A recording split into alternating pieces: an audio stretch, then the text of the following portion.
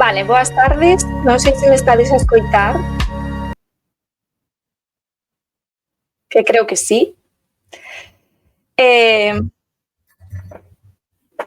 Non sei por onde comezar, porque hai moitísimo tempo que non fago vídeos, que non fago directos, sobre todo estes 2 últimos meses, porque tamén deixei de subir, os vídeos sobre bibliomancia que adoitaba vir facendo. Por certo, teño un café aquí comigo, eh,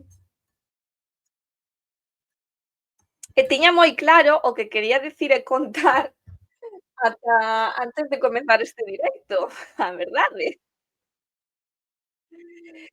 Em, bueno, principalmente, quería pedir un pouco de desculpas polo abandono dos últimos 2 meses, pero non é tanto unhas disculpas públicas para vós que me seguiades, como unhas disculpas para min mesma, porque realmente, mm, levo unhos días ou unhas semanas que sinto de verdade a carencia de non estar creando contido ou pensando en non pensando en crear contido, porque gran parte do meu día adico a pensar que podo escribir no blog, que teño moi abandonado, que podo investigar máis como ordenar todas as notas que teño para transmitilas, eh, ou vídeos que serían interesantes, non?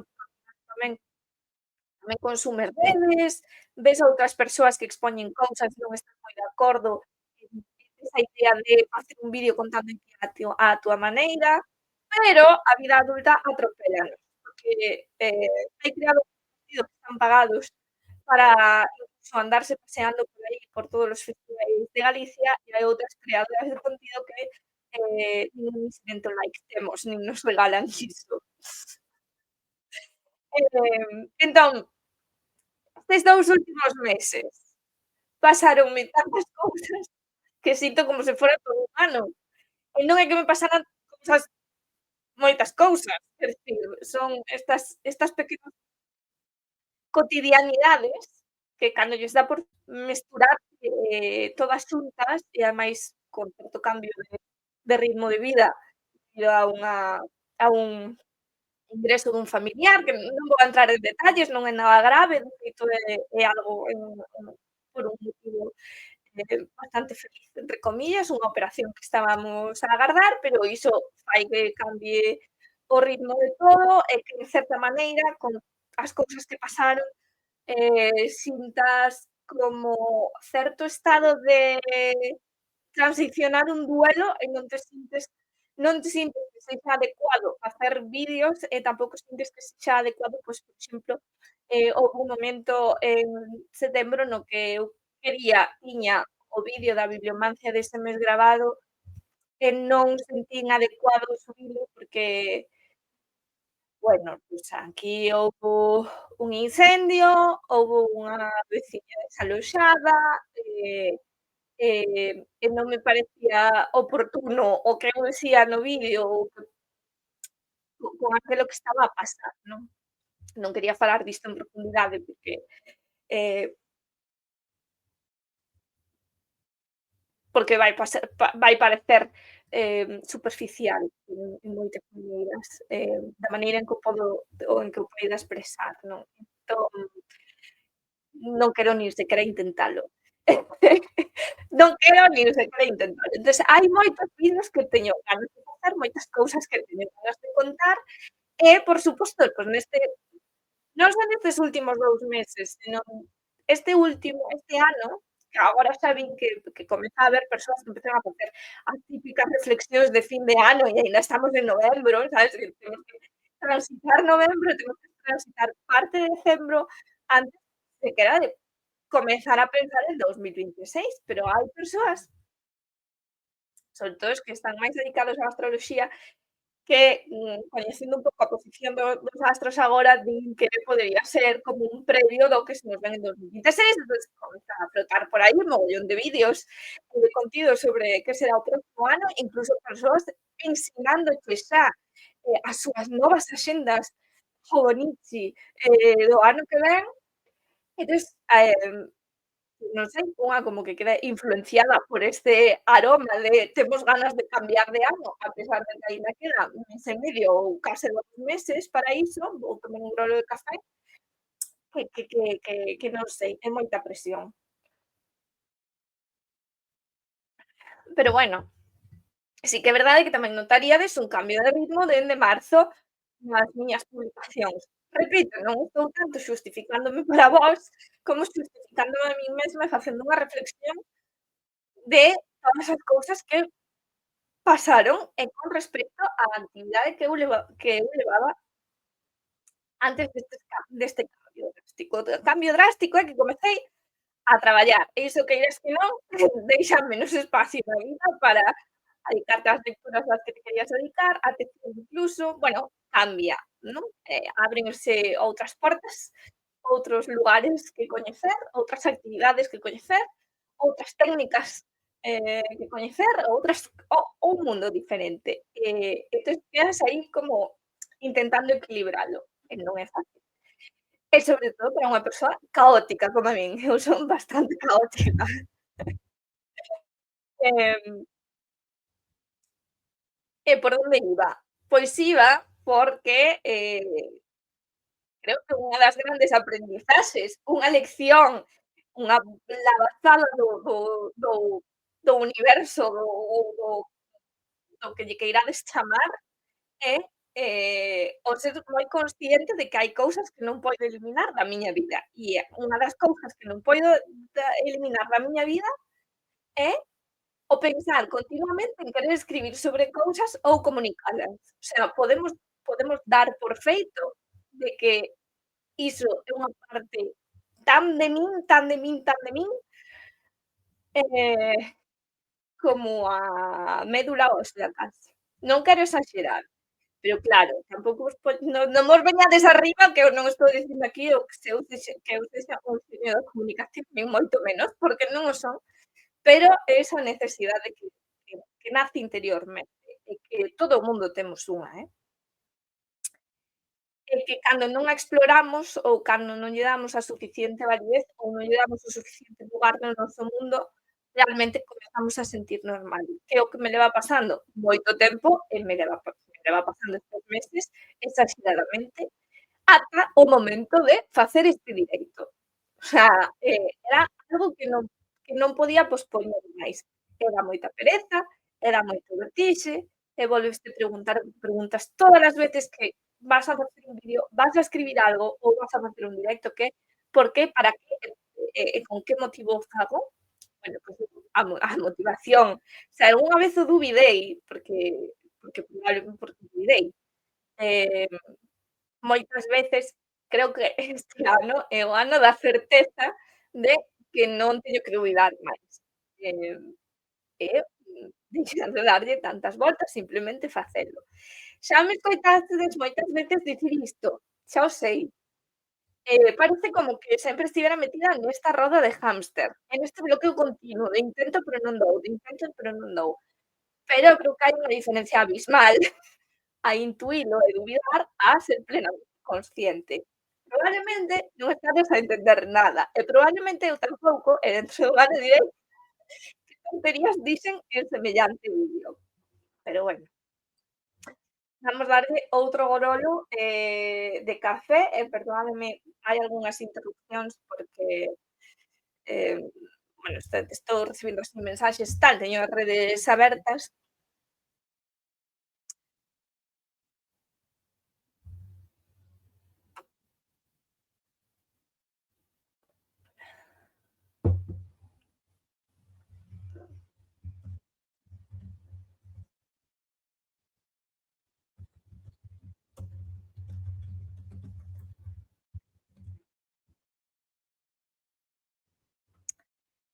Em, por certo, decídeme se me estades a escoitar ben. A verme moi ben non, porque non teño moita luz. Si tamén fixen un cambio de orientación na habitación, que visualmente está moito mellor que como estaba antes, pero volve á incomodidade de como tiña o escritorio, o sea, eu necesito facer aquí, realmente un cambio moi drástico. Em, dito isto, tema non teño, aparte de facer esta introducción das miñas lamentacións vitais, pero, outra das miñas aprendizaxes este ano, unha revelación que tiven e que ven en relación con aquela serie de vídeos que tiñamos no canal sobre cor e simboloxía da cor. E do uso dos blancos beiges, cremas e neutros. Entonces, creo que é o momento de falar disto, porque por sincronías da vida o outro día deume por comprar esta revista. En esta revista atopei isto, bueno, ahora non vou dar esto. Bueno, atopei varias cousas interesantes, pero unha delas era esta proposta de decoración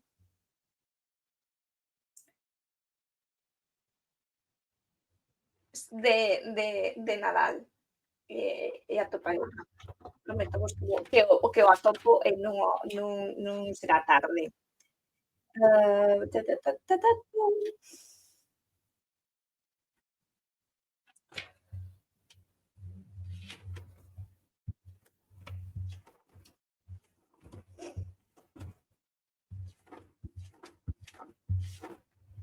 Bueno, un pouco de paciencia,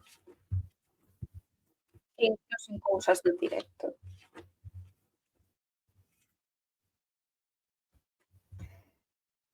No, vale, perfecto. Pensei que era de Nadal, pero non era de Nadal, eran propostas de decoración de jardín. Vale, entonces, em ven en relación tamén coa viralización dos altares de norte mexicanos moi tipo Pinterest, que eran altares desleídos, sen cor, blancos, cremas, abelá, beige, como a estética, pero teríamos que entrar a pensar e considerar que é a estética, entonces non imos a entrar nese tema. Entonces, esta revista propón estas ideas de decoración de Halloween.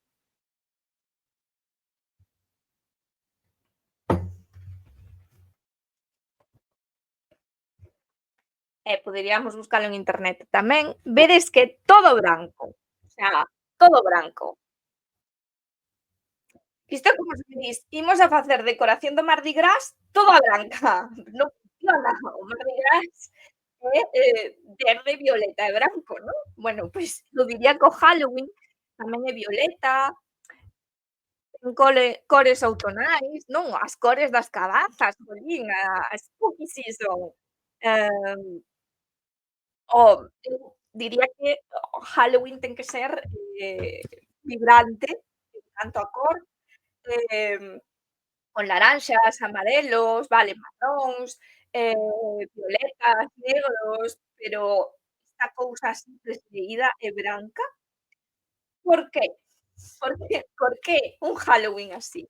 E claro, vos agora que comezan a poñer as decoracións de Nadal, tamén vos ides a decatar que dun tempo a esta parte, duns cantos anos a esta parte, pasamos das luces de colorinchos verdes, azuis, moradas, vermellas, amarelas, a, as as luces brancas ou incluso amarelas, pero sen moita cor, non? O Nadal tamén tendeu a irse ao branco, árbores de Nadal brancas, bolas brancas, todo branco e limpo como unha ventisca de neve, non? Aquí outra idea de decoración con cabazas, con bandeiras brancas e cabazas brancas, non? Entonces, aí pola época de santos e difuntos que acabamos de pasar, pois houbo esta polémica dos altares de mortos mexicanos, pero brancos, cremas e beige, que inevitablemente, rematei por pensar ou por darlle certas voltas á idea de por que de repente o mundo parece estar a perder cor. Como é que a elegancia, o que consideramos elegante, os rico, o que consideramos old money, como digo tamén polas redes sociais, todo ven todo nestas cores tan neutras. E claro, uns meses aínda anteriores fíxose viral tamén este vídeo de Samantha Hudson, onde decía que o look e vestir de cores neutras era ultradereita. E daba toda unha serie de razonamentos máis ou menos fiados, con esta batiburrillo de neolinguaxe que ás veces custa moito poder desentrañar e que ao final non viña a decir moita cousa, non? E sorprendeume que dentro dos analistas da cor e do vestiario, moitos lle dean a razón e dicir que apuntara a, tremenda obviedade que é que nun momento de decaemento económico como o que estamos a vivir, non somos moi creo que non somos moi conscientes aínda, pero os síntomas están aí. É moito máis fácil, ter un armario onde todo sexa branco, negro, gris, crema ou marrón, fácil de combinar entre sí, que ter un armario repleto de cores, porque iso exixe comprar mercar cousas que vaian a xogo, non? Que non vas a misturar.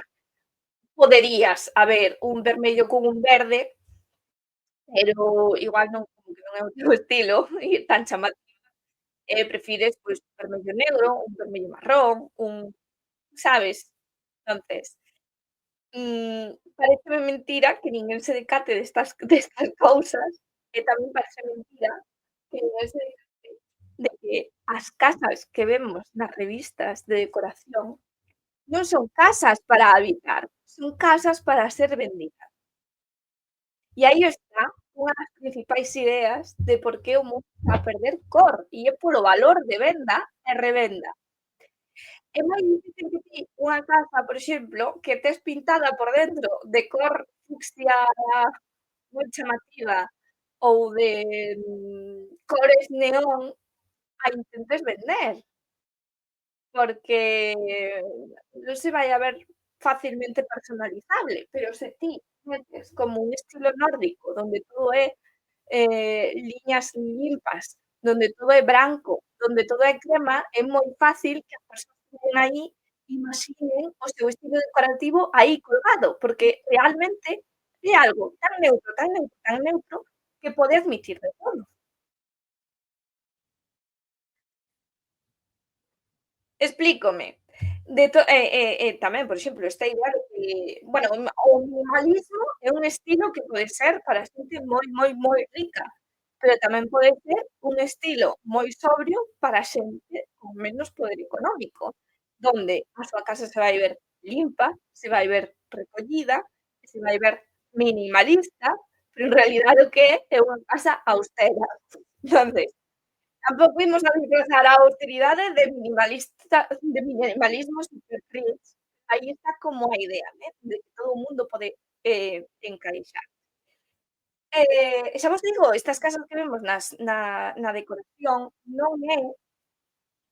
non son casas para habitar, son casas para vender, para crearche a ilusión de luxo, para que, queiras adquirilas, pero despois non podes vivilas, porque se deixas un xarrón fora de sitio, pois xa te vai a crear como un disturbio visual, por exemplo. Entonces, em, que está a pasar no mundo? Unha das cousas é o valor de venda e de revenda. Pasa o mesmo co armario. É máis fácil, por exemplo, que ti vendas un abrigo, Camel en Vinted que vendes un abrigo, fucsia fosforito. O sea, hai máis persoas, que van a mercar un abrigo Camel que un fucsia fosforito, precisamente por isto de que un abrigo debe poder pegar con todo o teu armario para non ter que facer unha inversión de non sei cantos abrigos de diferentes cores para que poidan pegar con todo o teu armario. Entonces, este é un dos puntos máis importantes, é o detrimento económico, o de intentar non gastar moito, pero vestir ben, o de non gastar moito, pero ter unha casa que pareza elegante e que pareza decorada. O mesmo acontece incluso coa personalización de se vos mirades, fotos de bodas, bautizos, comunións, ides ver que todo é branco, beige, crema ou tons pastel. Todo perdeu a cor e todo é uniforme, pero en certa maneira créase a ilusión de que esa decoración está sendo personalizada para ti. Ti vas a contratar a unha floristería que che vai a facer a decoración ou vas a contratar a unha decoradora ou valo a facer ti mesma e vas a ter sempre a sensación de que é algo personalizado, que é algo feito para ti, pero en realidade é algo tan neutro e tan estándar que pode servir para calquer outro evento, simplemente cambiando unhas tintas de cor, unhas cantas flores ou unhas cantas botellas. Entonces, estamos outra vez no valor de venda e revenda. E funciona un pouco é a esta idea de sabedes por que Hello Kitty funcionaba tan ben? Porque non ten boca. E como non ten unha emoción reflexada nesa boca, ti se estás triste, se estás contento, se estás eufórico ou se estás extremadamente depresivo, sempre vas a encontrar certo reflexo no rostro de Hello Kitty. Pois isto é o mesmo, da igual como te sintas, da igual o teu estilo. Vamos a poñer sempre a mesma base neutra e sobre ela imos a traballar coa cor que ti queiras ou co estilo que ti queiras e vas a sentilo superpersonalizado, pero en realidade é algo que lle podemos vender a todo o mundo.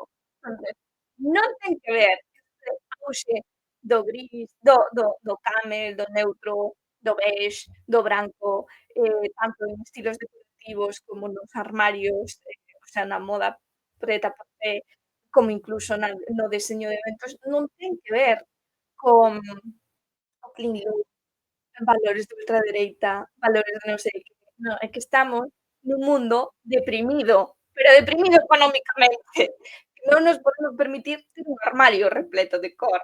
Eh, e iso acaba afectando tamén visualmente, pois iso, ás luces de Nadal, esta este pánico que temos pola cor, tamén ven como reacción a un mundo que estaba pleno de cor, o sea, os 70, os 80, incluso os 90, foron momentos de armarios con cores supervibrantes, un pouco incómodos, claro, para vestir no día a día. Entonces estamos outra vez no mesmo rollo. Momento de facer unha pausa para o café e, pois non sei, se tedes algunha actividade ou algo que apuntar, pois, por suposto, sentídevos libres de escribir no chat.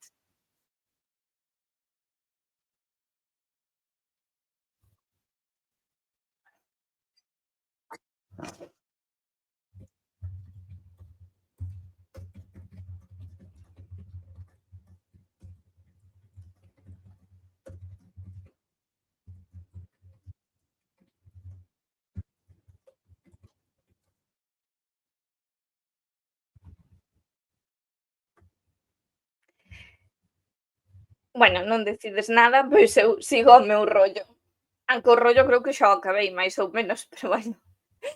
Em, pero retrotraéndonos un pouco á historia, por exemplo, unha cousa curiosa é que na parte protestante, cando hai o cisma protestante, hai unha serie de, leis, contra a é o que se chama o que Michel Pasteur chama o cronoplasma protestante, unha ruptura coa cor, donde consideran modestos as cores, pois, outra vez as cores naturais, non as non tintadas, os camel, os marróns, o liño cru, a la crúa, os beige, todo este tipo de cores.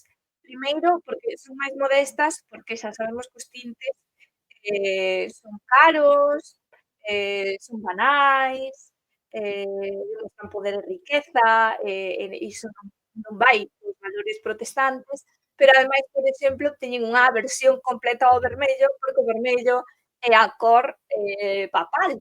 Entón, é unha cor que tamén van a considerar, mm, bueno, pérfida, luxuriosa, demasiado destacable, pero aínda ademais é a cor dos papas, non? Dos seguidores do papa, é unha cor eclesiástica. Entonces hai un cisma, hai un cronoplasma, como di Michel Pasteur, unha ruptura co uso da cor na vestimenta, que tamén é moi interesante de estudiar. Poderíamos pensar que ten un pouco algo que ver co que decía no seu momento Samantha Hudson, non o creo, non o creo así, eu creo máis ben que estamos realmente a un mundo, que está demostrando a súa depresión económica e o seu decrecemento económico a través dos bens de consumo. Claro, é máis fácil, xa vos digo, vender unha casa cando a presentas de maneira neutra, porque a persoa enseguida vai a poder colocar na na súa imaginación, pois, os seus gustos nesa casa. É o mesmo que acontece, pois, coas galerías de arte e cos museos. Os museos no século XIX estaban pintados de cor, había había un tipo de horror vacui ao colocar os cadros todos unhos xunto a outros, pinturas fortes nas paredes, incluso papéis pintados con texturas que no século XX, acaban arrincados nas paredes, todo se volve branco, todas as paredes son neutras, e a teoría dos expositores de que, bueno, así permites que o cadro se expanda pola parede, rompa os límites do marco, e que a galería ou a galería do museo sirva para expoñer calquer tipo de obra. E esa é a idea. Sobre o neutro podemos colocar calquer tipo de cousa.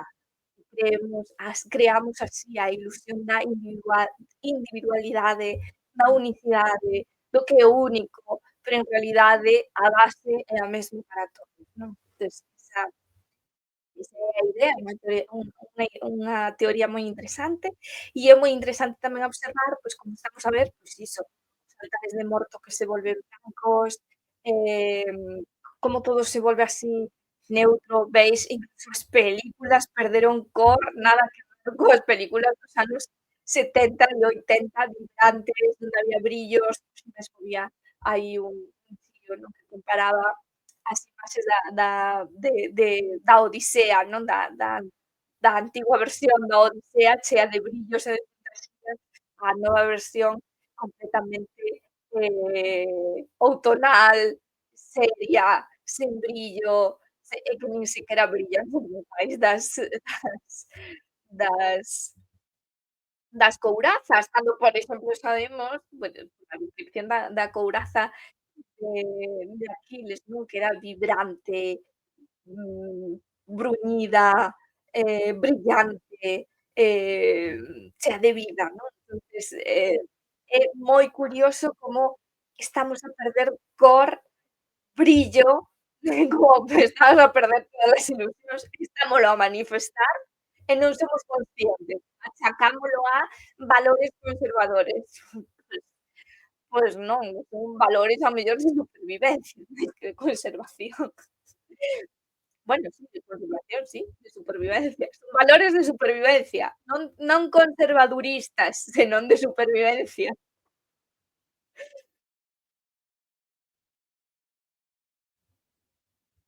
Se o mesmo que cando se pu a ver, por que se puxo de moda o estilo nórdico? Púxose de moda, eh tomou auxe despois da Segunda Guerra Mundial, un momento de tremenda depresión, donde todo o mundo necesitaba acceder a certos mobles, e eses mobles abaratábanse, pois, quitando torneados, quitando pinturas, quitando de todo, e despois, pois, ese estilo decorativo, pois, ademais quedaba moi ben, quedaba moi elegante, quedaba moi sobrio, e abaratouse, bueno, xa despois coa chegada de IKEA xa iso é o sumum de los sumos, non? Entonces, a idea é o problema é económico, non é o problema ideolóxico. O sea, é un problema da socioeconomía. Perdón, non é un problema, é un síntoma socioeconómico.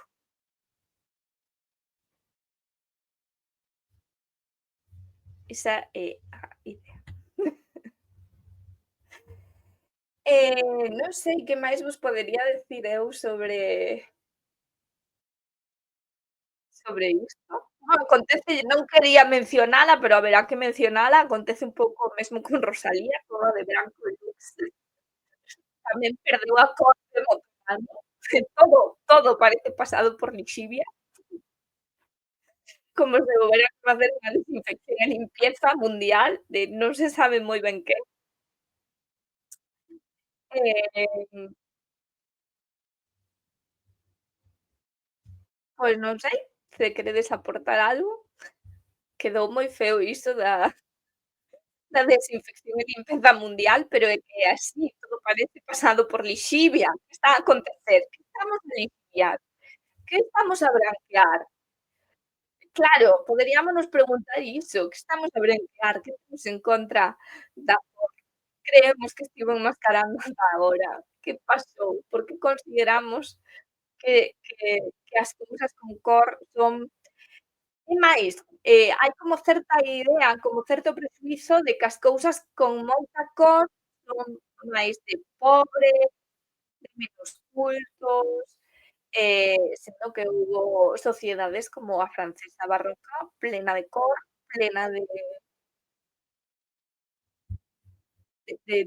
rocaille, de rococó. Claro, tamén era unha civilización en decadencia. Foi como a última explosión antes a última explosión de cor antes da caída.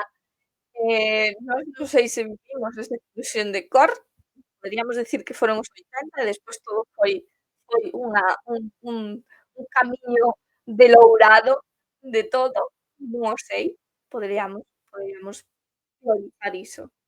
Por poder podemos teorizar moitas cousas.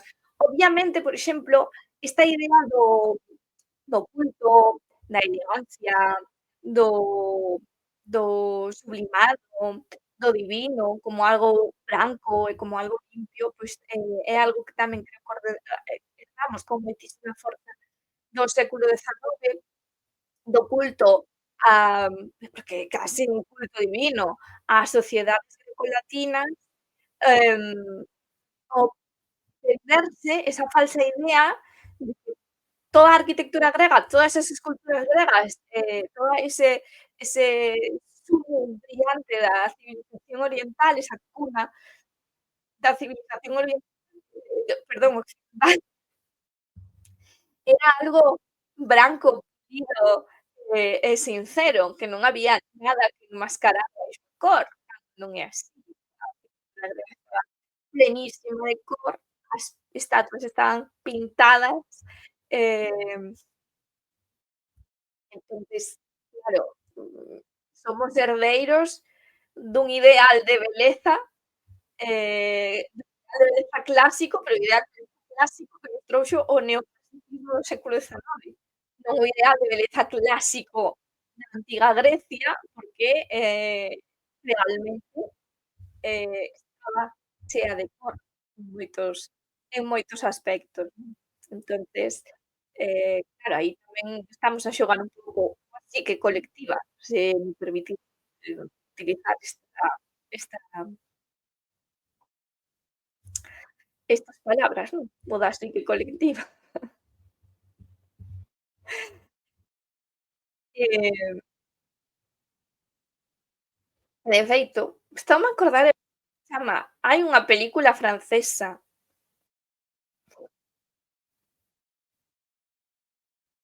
hai unha película francesa, creo que é que non me acordo como se chama. A ver, déixame buscala.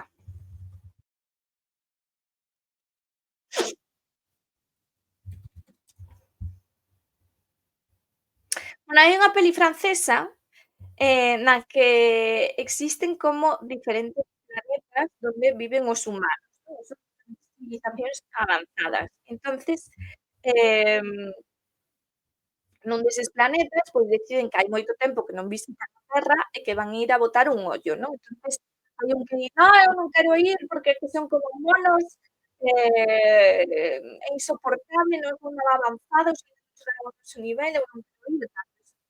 O que se baixa e vai a caer a París, non. E ve que hai, aí onde viven hai silencio, viven en pradeiras, fan meditación, non existe a música, sí que hai cor na maneira en que visten así como moi hippie, pero con algo de cor, pero como que non lles gusta, a música, porque eles son adoradores como do silencio. Que isto é algo tamén que vai moi en paralelo coa cor, a ver se consigo fiar a miña teoría. Teoría sin sentido, pero teoría que seguramente algún sociólogo xa escribiu ou escribirá nun futuro. Eh, que me cites de este vídeo. Bueno, entonces, nese país nese planeta, pois, non lles gusta o ruído, non lles gusta a música e todo é como moi zen e meditar. Entonces, esa señora que se ofrece vir á Terra ven, cae en París. E o primeiro que nota é que hai moitísimo ruído, porque claro, unha cidade é algo moi ruidoso. E despois tamén nota que hai música. Eh E diferentes cousas, non podes respirar ben pola contaminación do aire, un rollo tamén coa auga, non me acordo moi ben da peli. Entonces, o final da peli era cando volve ao seu planeta, leva con ela un pouco de música, non? Entonces ves que aí empezan como a cambiar a a a maneira da súa civilización, hai como 2 grupos divididos, os que si queren facer música, que son os novos, e os máis anciáns que siguen como na meditación. Eh Claro, tamén é verdade que vivimos nun mundo que ten o silencio como algo moi sagrado. E é verdade que no noso mundo o silencio necesita ser algo sagrado porque temos moi pouco silencio. E ven a ser tamén como unha perda de cor, pero auditiva. Non tanto, non tanto,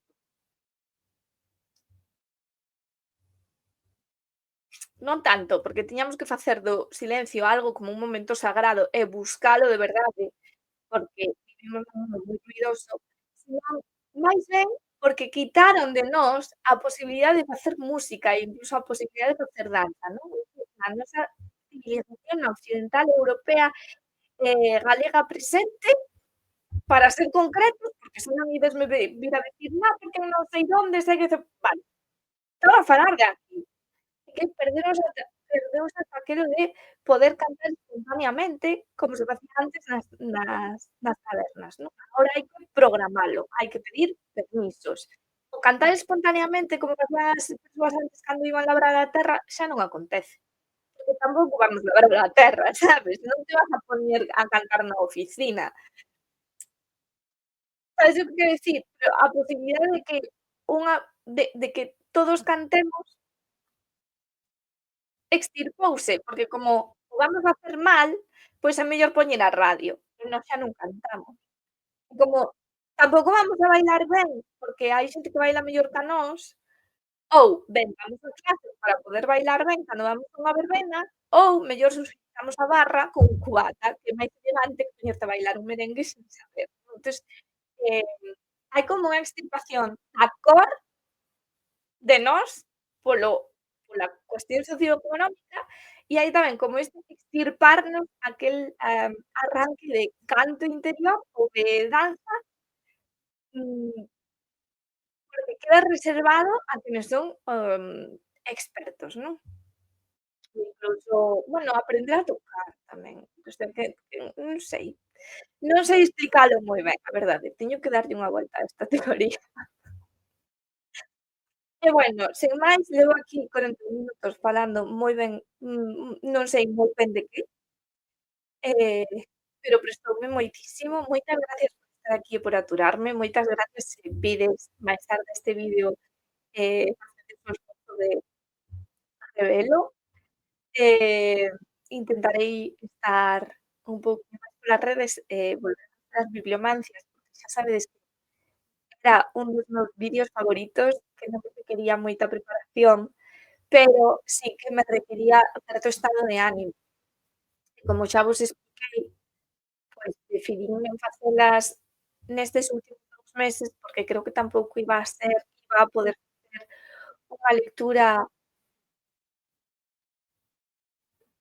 xeral e universal como se require, porque non estaba eu nun momento que me permitira de verdade, conectar un pouco co global e co universal, é dicir, deixar de pensar un pouco en o exercicio era moi bon para min, pero non non penso que o resultado fora moi bon para quen me fora a oír. Así que non sei se consigo explicalo ben ou se me conseguides entender, porque a verdade é que cando unha intenta falar da súa interioridade, eh, por moi específico ou intenso que intente ser, quen o vai a recibir sempre o vai a recibir de maneira superficial, poden xulgar tamén, como alguén superficial simplemente performando, algo diante da cámara. Tampouco quero transmitir iso porque non é para nada, o meu sentir. Entonces, en compensación, e porque si que me apetece moitísimo facer isto, en compensación por esta temporadas en Bibliomancia, vou a sacar unha das cartas de Kuan Yin, que é unha das maneiras que sempre tiñamos de pechar estes directos, eh, porque me require menos esforzo de interpretación, o de que son unha vaga tamén é algo que hai que ter como factor en conta, eh, e non sei, bueno, vémonos polas redes, vale, estade atentos polo blog que creo que igual escribo algo, por suposto vou a subir vídeos.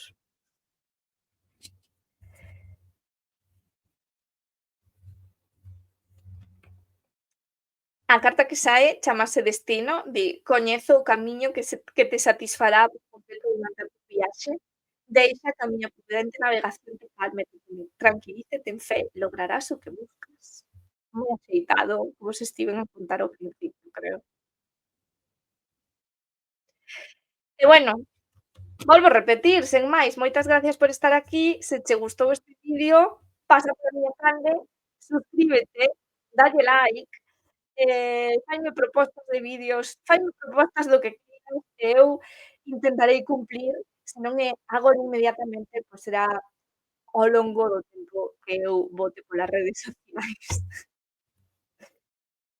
Que, por certo, se me estás a ver ti, esa persoa que me daba tantas ideas e tantos consellos polas redes, que agora deixaches as redes, que saibas que non pasei, que eu teño todo en mente, que vas vivindo todas esas cousas, que de verdade, que o agradezo moito todo o que me dixeches e que vou pouco a pouco.